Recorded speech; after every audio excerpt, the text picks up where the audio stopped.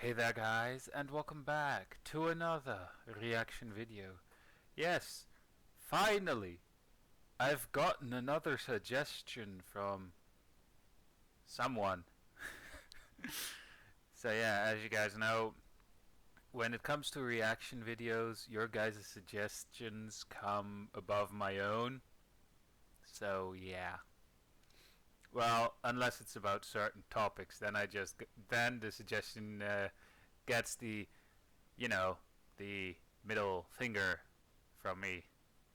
Because I literally once had someone suggest, hey, react, make a reaction video on someone reading out of the Bible. Yeah, that's something you don't suggest to someone who isn't religious whatsoever. To be honest, I don't really give two shits what religion you have. So yeah. It's just that I'm not religious. Anyway, let's see what'll happen in What If Legendary Pokemon Were SCPs? He actually also makes like lore to the artwork, you know? So yeah. Welcome back to another episode of Making Pokemon a little bit wrinklier looking. In the last episode in this series, I specifically asked for you all to give me suggestions for legendary Pokemon that you forgot this one then. SCPs next.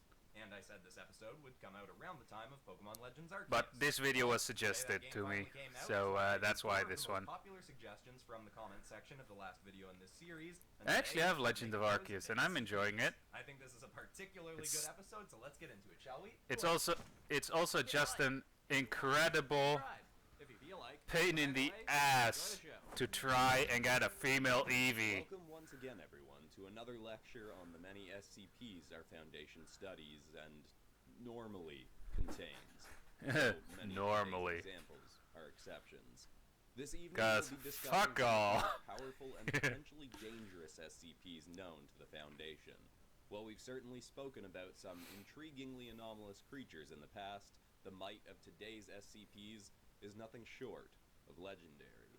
This meeting is exclusively for legendary personnel and above, so if you have found your way here without proper credentials, please leave now or know that you will be discovered, and proper amnestics will be used to make you forget everything you've heard here today.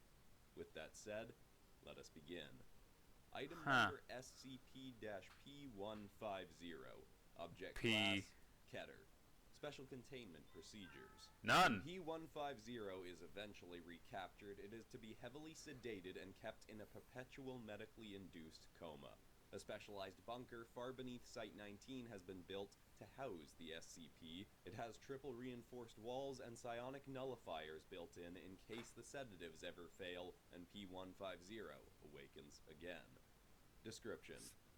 The artwork so far looks great already. The first SCP to ever be genetically engineered by a member of the Foundation.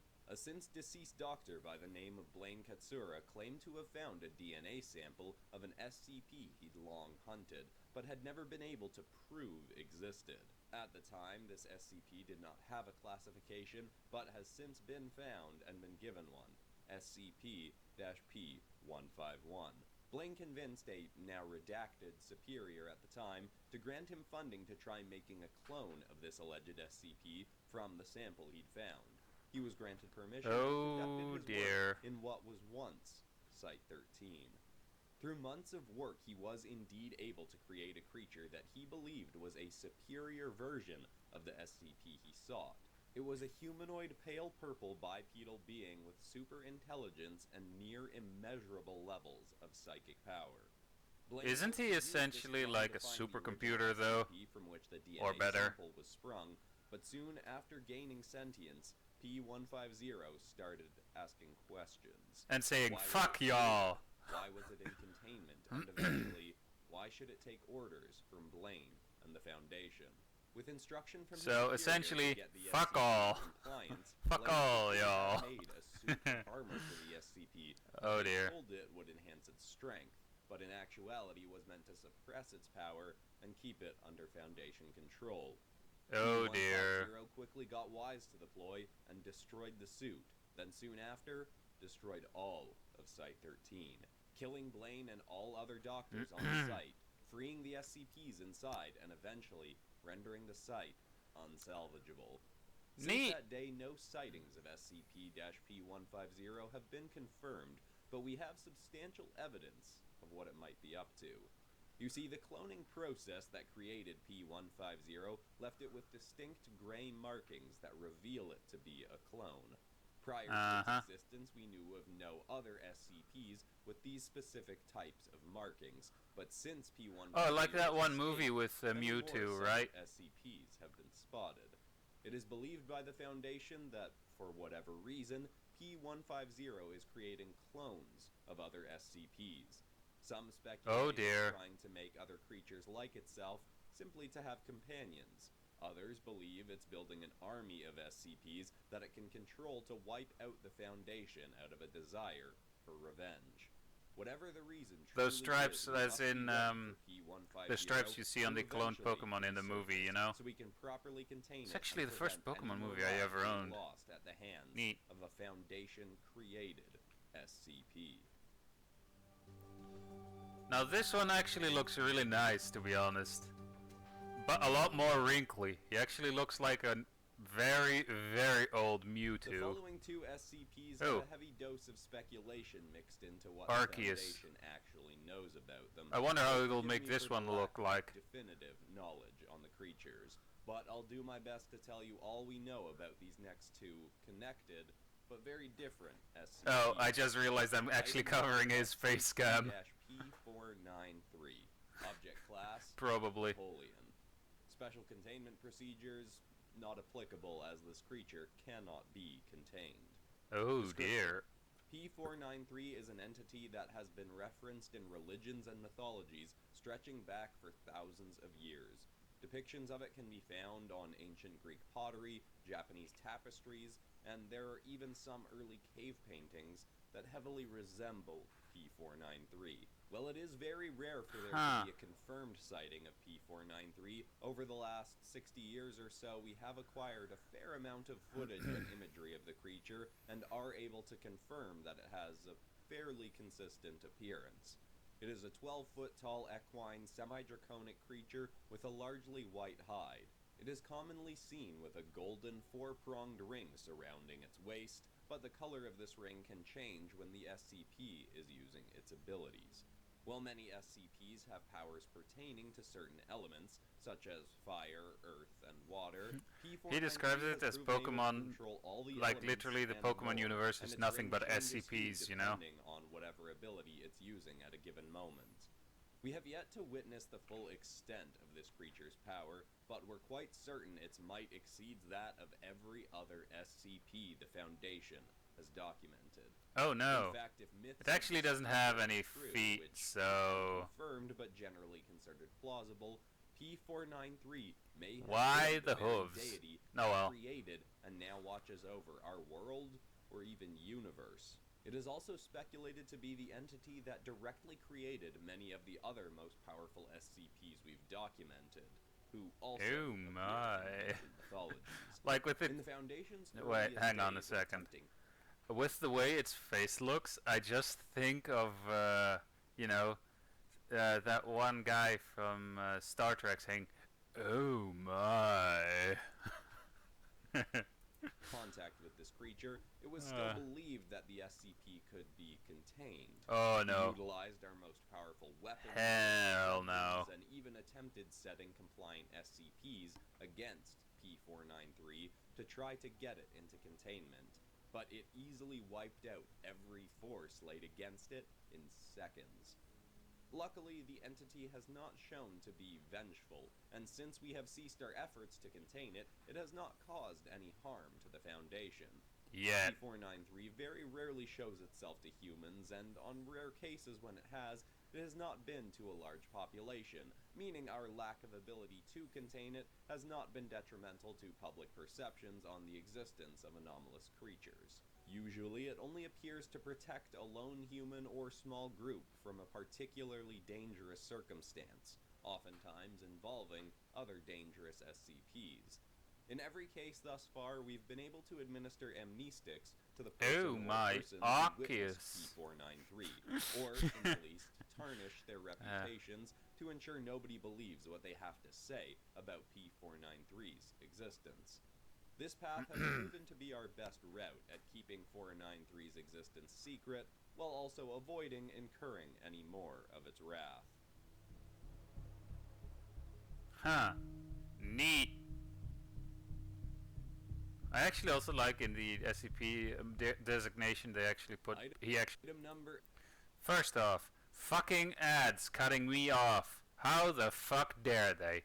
And second, what I wanted to say is I actually like that in the as a SCP designation he actually puts P as in Pokemon.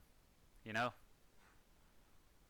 Anyway, again, fuck ads and let's continue with the video. SCP-P487. Object Class, Apollyon. Special Containment Procedures. Oh, it already looks freaky. As this creature cannot be contained. At least the Pokemon Devil, from what I heard. Description. P487 falls into the same mythological and religious tales as P493, but is generally regarded as far less compassionate towards humanity and the world as a whole, though some argue against tales of its malevolent history. P487 has been witnessed in two forms, but both have similar traits.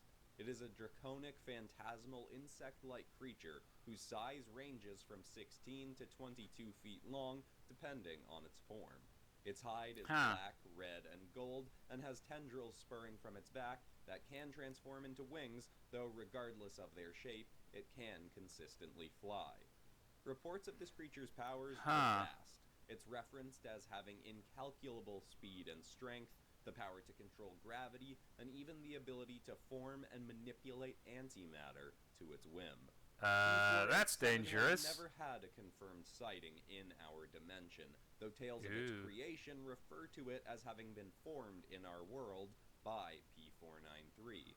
Stories go that P493 created P487 to help shape our world, but the draconic insect creature instead tried to destroy our world before its creator could complete its work.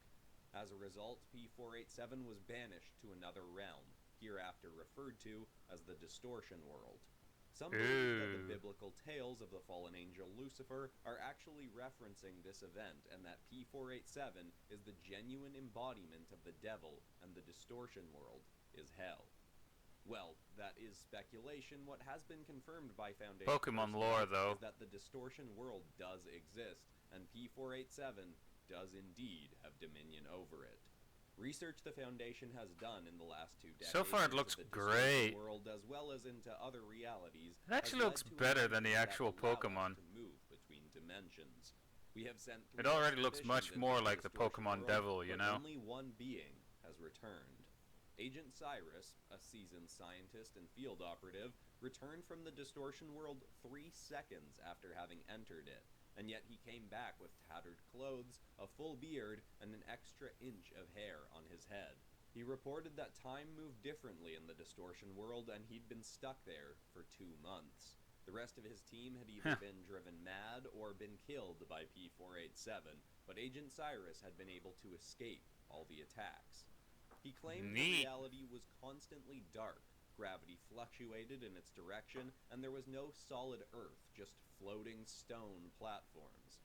He also claimed there was a constant feeling of discomfort that sunk into the core of his being in every second he was there.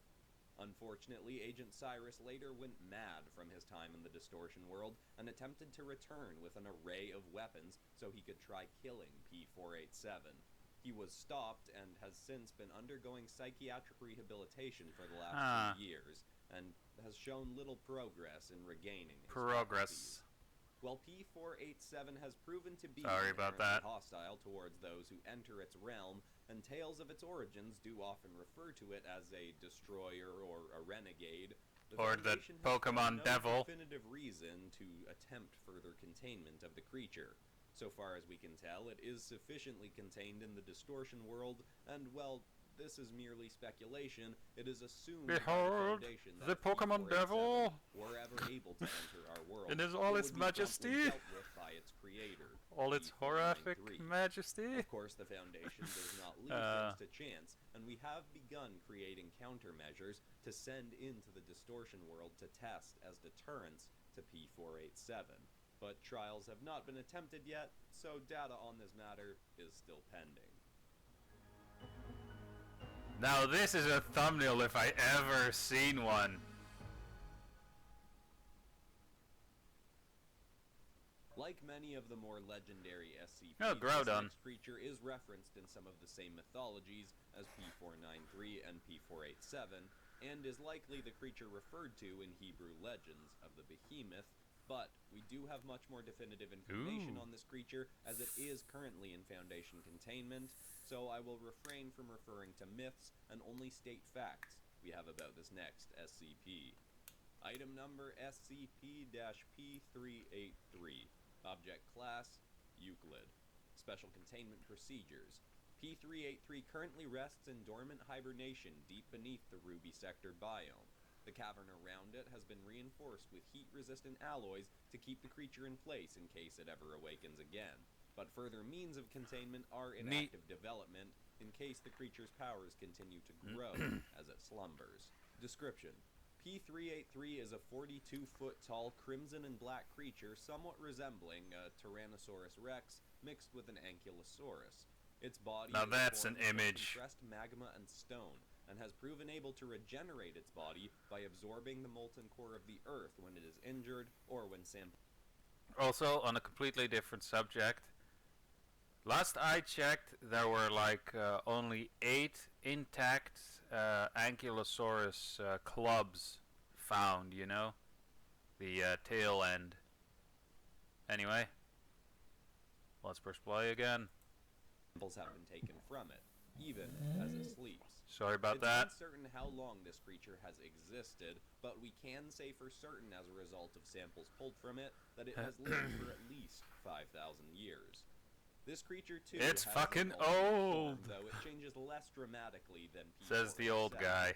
P383 has been reported with its black markings changed to a glowing molten yellow state when it's particularly enraged. This form hereafter being referred P383 has been in hibernation for 114 years now, last awakening under Siberia prior to being contained by the Foundation. It rose to the Earth's surface and, in its enhanced primal form, created the equivalent of a 12-megaton explosion, flattening 80 million trees over a 2,150 square kilometer area. The event has since been colloquially referred to as the Tunguska event, and the Foundation has been able to spread rumors of the cause being an asteroid that vaporized on impact, though not everyone who's studied the event outside the Foundation believes this to be the case. Only Foundation personnel know definitively, though, that this explosion was caused by P383 resurfacing, who since has returned to its home under the Earth to slumber once more. It's still unknown to this day what caused it to awaken then, and we have teams of scientists working still to discover what may prompt it to awaken again in the future. But it must be assumed that it will awaken eventually, and we must be ready to keep it contained when that happens, regardless of the reason. There are 2 other SCPs that the Foundation has studied that are linked to this one via mythical tales, but perhaps we'll cover them at a later date. That's all the time we have for today. If you have requests for I think I know those covered 2 in SCPs. lectures, whether of the more legendary variety or more common cases, please log them in the comments section below. I've been Professor Oakland. Thank you for your time. Oakland. And good night. Get it? Oak.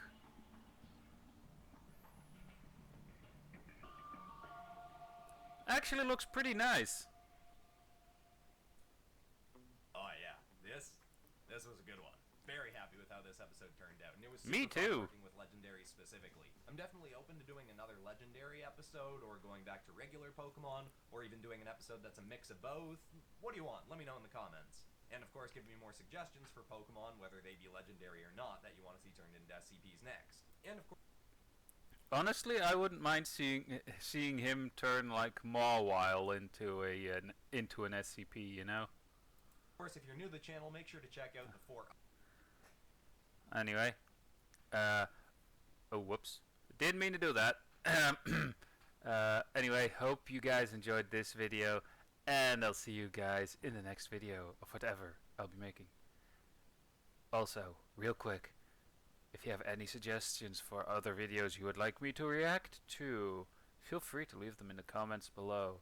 But don't post links in there, because then I'm gonna delete them. Because that's a bad thing, and you shouldn't click on those links. So yeah, again, hope you enjoyed, and I'll see you guys in the next video of whatever I'll be making. So yeah, bye.